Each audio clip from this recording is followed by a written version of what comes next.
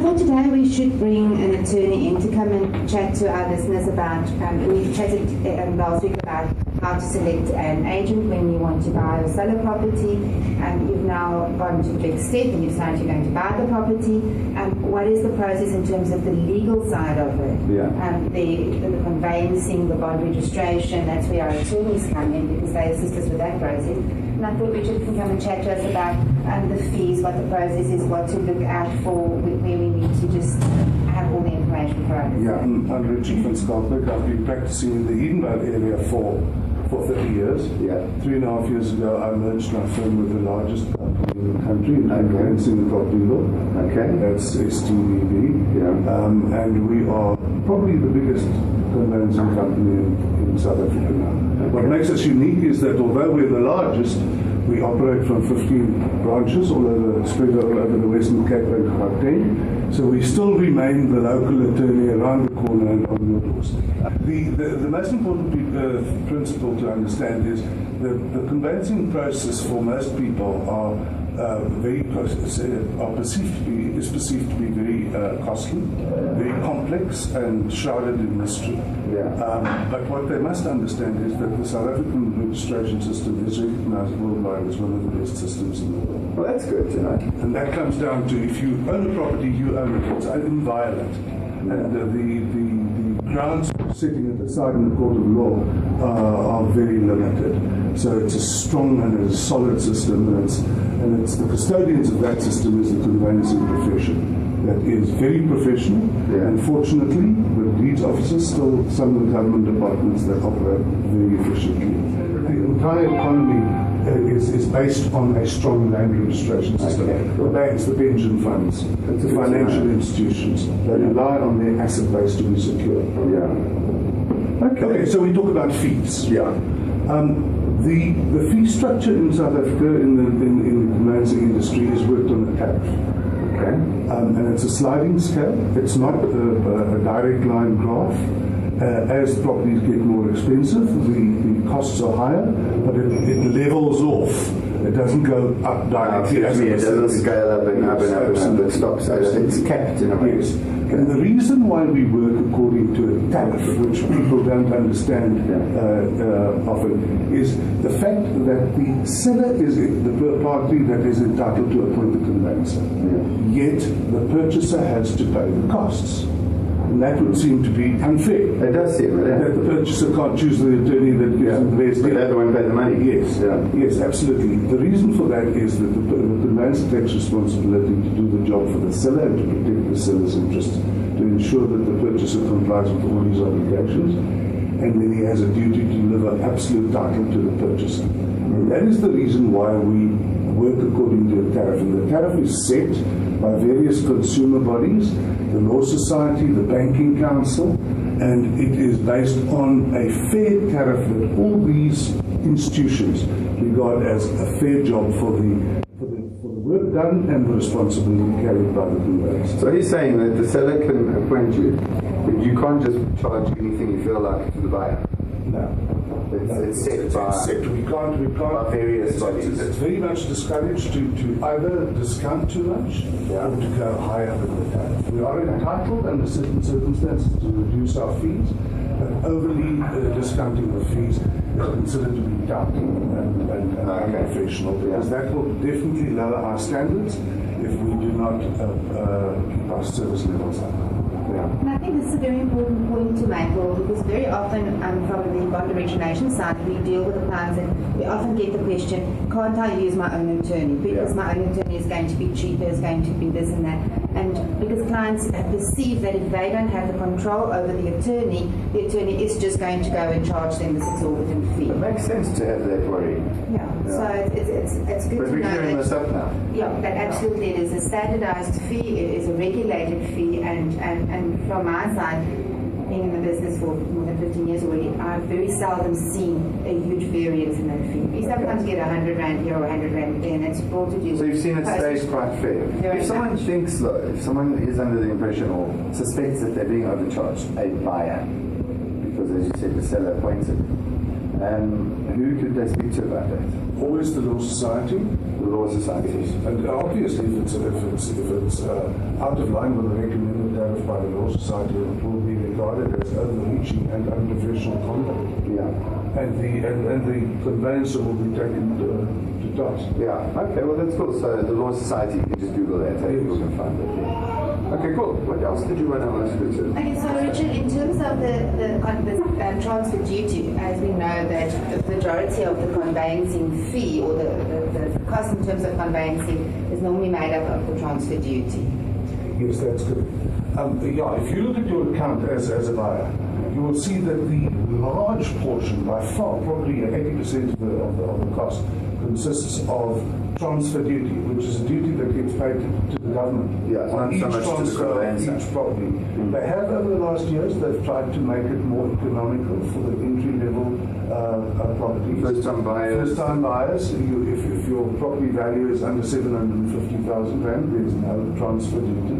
And then it also works on a scale from 750, and I don't have the figures right at the top of my head now because we always look at we always look at the tables. Oh, someone's done with that. Wow, you will find that from the 750 mark to the 1.2 million mark, it's 3%, up to call it 1.8, it's 5%, and over that it's 8% on that. And that's without even looking at the paper. Well done, Richard. No, I'm not one. He's actually showing me. Absolutely he's like, check me, or I'm not even looking at the paper. Cool. Okay, so that's that. That's the fees issue, and then the other 20%, obviously, you guys have to get paid. Yes, we get paid. We also pay deeds office fees. To the deeds office. That's how tax creep works. In the beginning, transfer duties were there to fund the deeds offices. Now it's become a true tax, and you still have to pay deeds office fees now all on top of that. Okay. Cool. Richard, is there any situation or any transaction that does not attract transfer duty? Now, only those transactions that under 750, and of course, there's no duties on bond registration costs. It's only the only fees you pay on bond registration costs are the conveyances fees, and you pay a straight once-off 5,700 initiation and valuation fees that gets paid to the banks for their administration costs. Yeah. And then that's where Betterlife gets some of their payment from, because your actual work that you do initially is free. You don't actually add any extra costs to Betterlife as well. The 5,700 that you're just referring to is the bank's administration fee, or what we refer to as initiation fee. And it's basically the cost that the bank incurs on getting that bond onto their books. Yeah. And that they charge the client. And it's really much of a muchness in terms of all the banks. And we're finding that it's a set fee of 5,700 now, irrespective of the bond amount that you are applying for. Some banks will allow you to debit your bond with that fee instead of having to pay it up front. Not always a good idea because you pay interest on it, so if you can pay it up front, rather pay it up front. No, that's true. It's added interest then. So to clarify, just in terms of the costs, there's then two distinct cost factors that we talk about. Richard was talking about the conveyancing, so that's to get the property into your name. Yeah. But then if you do apply for mortgage finance, you need to have that bond registered. Yeah. And the bank then appoints an attorney to act on their behalf to register that bond. Yeah. And that is a separate cost. That is what we refer to as the bond registration cost. Okay. And as Richard said, that's very much a standard tariff. That clears it up a lot. So you've got your conveyancing fees and everything, and then there's the registration. Yeah. And that's with the bank. And sometimes it could be at the same firm. The bank could appoint the same attorney firm that is handling the transfer to bond registration as well. Irrespective of that, there will still be the two costs. Yeah. Okay. So it's two distinct jobs and two distinct responsibilities. Yeah. Do you still, speaking of jobs and responsibilities, do you go sit in court stuff, or do you got other people who do that for you? No, my firm is very much a specialist conveyancing firm. I don't go to court, frankly. Those days are gone, man. Yeah, long gone. When last did you do that? I think 30 years ago. Oh, really? Okay. Because I know especially the one or two man companies end up, that's where they spend most of their morning. Say the first couple of hours of every morning. Absolutely. They're standing at what you call the bar, or where do they go? Yeah, absolutely. And a lot of waiting heels. Yeah. That's where you do a lot of catching up on Facebook and Twitter, stuff like that. So yeah. Richard, in this whole process, is there anything that a client should be made aware of? Pitfalls that could be there, delays, something that could delay this whole process? Yes, there are many factors, and each matter is distinctly different. Not distinctly different, most.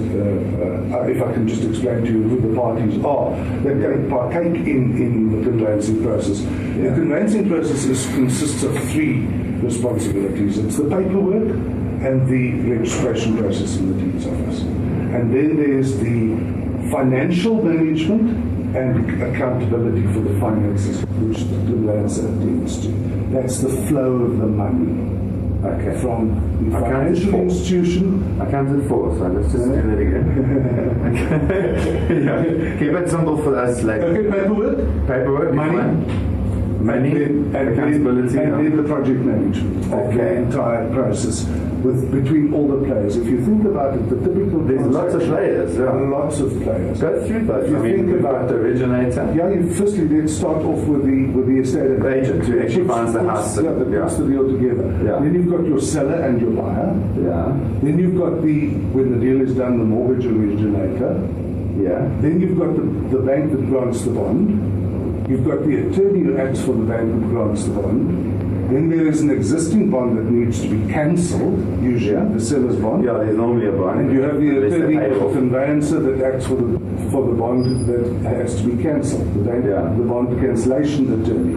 And you have the conveyancer that attends to the transfer. It's a very complicated process. Then you have the municipalities, because you have to get your rights clearance certificates. Yeah. You have SARS, as far as the transfer duty is concerned, and you have the deeds officers that register the process. And it's the transferring attorney that project manages the flow and the cooperation. So that was the third one you were mentioning just now. Yeah.